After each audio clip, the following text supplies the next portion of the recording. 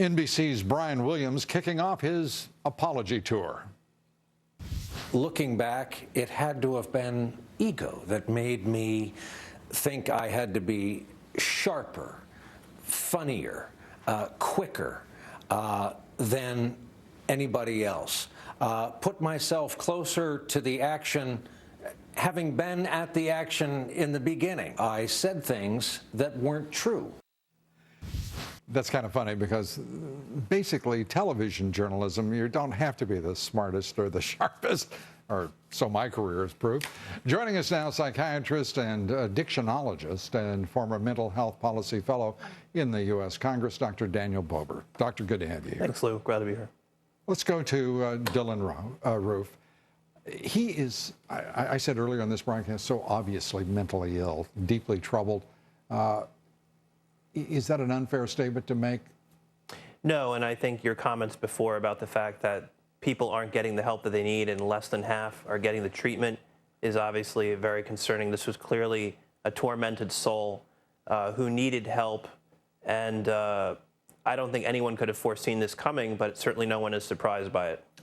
And he had to repeat his freshman year in high school. And I'm not going to cast blame here because blame is generally appropriate. But they had to understand that this kid had trouble.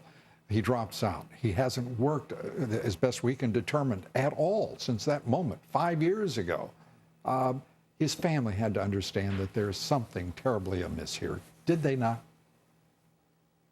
Well, you know what? A lot of people want to break down this complex situation into a simple problem and say it's guns or say it's mental illness. But this was the perfect storm of events that came together to create this tragedy. As we know, most people who are mentally ill are not violent, and most people who have firearms are not violent people. But substance abuse is a much bigger risk factor for violence than mental illness is. Now, this Suboxone is a drug, frankly, I'd never heard of before, but it's apparently a powerful narcotic, used much as methadone is for... Suboxone is a proprietary name for a drug that is used to treat people who are addicted to opiates or painkillers. And this drug, Xanax, other anti-anxiety, anti-depressants, it seems like we don't know nearly enough about the side effects of these drugs for them to be so freely prescribed. It seems, to me, overprescribed. I don't know if that's fair or not. Your thoughts? I think there are some psychiatrists, just like there are bad practitioners in other fields who prescribe them too indiscriminately.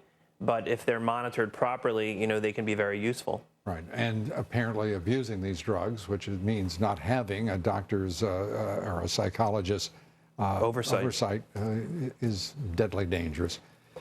I have to ask you about the psychology of those family members to turn this just a bit.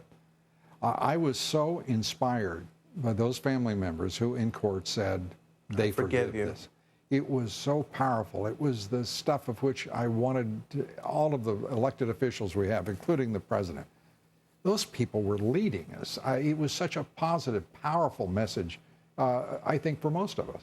Lou, I have to say, for them to be able to find forgiveness in their heart after what they've suffered is a testament to, you know, human strength, human dignity. It was amazing.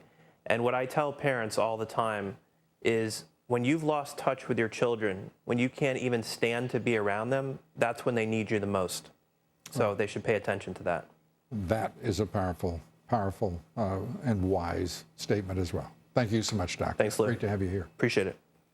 Daniel Bober, Dr. Daniel Bober, psychiatrist.